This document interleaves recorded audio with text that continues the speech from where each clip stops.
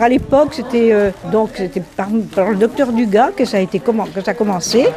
Les enfants ont ramassé dans les jardins les escargots. Et la première année, il n'y a eu que 2000 escargots. On faisait ça chez le docteur Dugas. Et c'était toute une opération, ça c'est sûr. L'année d'après, il y a eu 3000.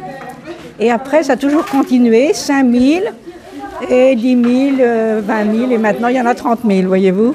Mais enfin, maintenant, on ne les ramasse plus dans les jardins. Donc, c'est déjà plus la même chose. Ce sont des conserves, quoi. Mais enfin, ils sont très bons quand même, il ne faut pas dire. Seulement au début, on a beaucoup travaillé. On passait une semaine parce qu'il fallait les nettoyer. C'était tout un travail. On passait une semaine. Comment? Vous l'avez fait, vous? Ah, je l'ai fait pour bien sûr. Les enfants, pour les enfants que j'avais jeunes à ce moment-là, et ma mère le faisait aussi. Mais c'était vraiment... Et après, il fallait les porter dans le frigo à Armand Caillot, qui était le boucher, qui était exposé là, pendant quelques jours, et après les transporter là-bas sur la kermesse. Et sur la kermesse, il y avait des feux de bois, je crois bien. Alors il y avait les cassettes qui mettaient. Alors vous savez, on était je ne sais pas combien à prendre des escargots pour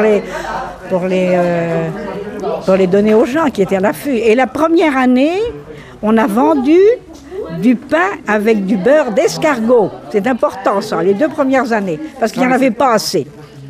Et c'est pourquoi qu'après on a continué à en faire davantage. Et de la convivialité, c'est oui, tout le monde se retrouve là, même ils venaient de loin, vous savez les gens, pour le manger des escargots, c'est important, c'est sûr. Donc la recette des escargots, en fait, c'est des escargots que maintenant on achète prêts, propres, parce qu'il y a une époque, effectivement, les gens ils les ramassaient. Et donc par contre, on fait notre farce intégralement. Donc la farce, elle est composée d'ail, de beurre et de persil. Après, avec des petits assaisonnements qui sont rajoutés par la charcuterie Pifto qui nous fait la mixture, en fait, qui fait le mixage de la farce. Donc en fait, c'est préparé sur l'espace de 3 jours, uniquement par des bénévoles de l'école, en fait, des parents d'élèves, des grands-parents parfois. Donc il faut quand même beaucoup de monde. Heureusement, on a une mobilisation importante.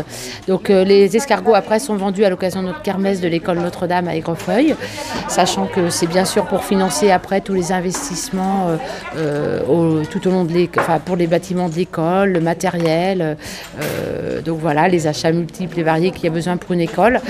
Donc c'est vrai que ça représente l'essentiel de la recette de notre kermesse. Et donc on en vend le dimanche matin de 8h30 à 11h30 à peu près. On en vend 20 000 puisqu'on en prépare 30 000 en totalité. Et on en revend 10 000 après sur le terrain de la kermesse le dimanche soir à partir de 18h30. Et donc ils sont préparés et cuits aussi par des parents bénévoles qui donnent beaucoup de temps aussi pour l'école. Et sans ça, on ne pourrait pas réaliser nos 30 000 escargots. Donc voilà. Comment peut-on comprendre cet engouement au niveau des escargots ? Alors c'est une histoire qui a commencé il y a 53 ans et en fait c'est devenu une tradition sur notre commune, donc de génération en génération. Heureusement tout le monde comprend bien l'importance et le résultat très important aussi de ce que ça représente.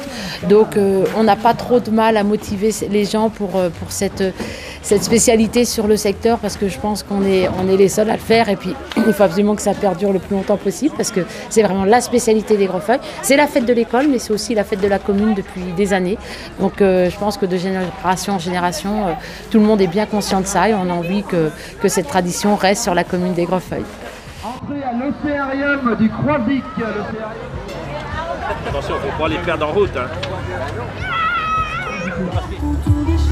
Alors les stands ne sont pas fermés, donc bien sûr vous pouvez encore jouer. Bien sûr.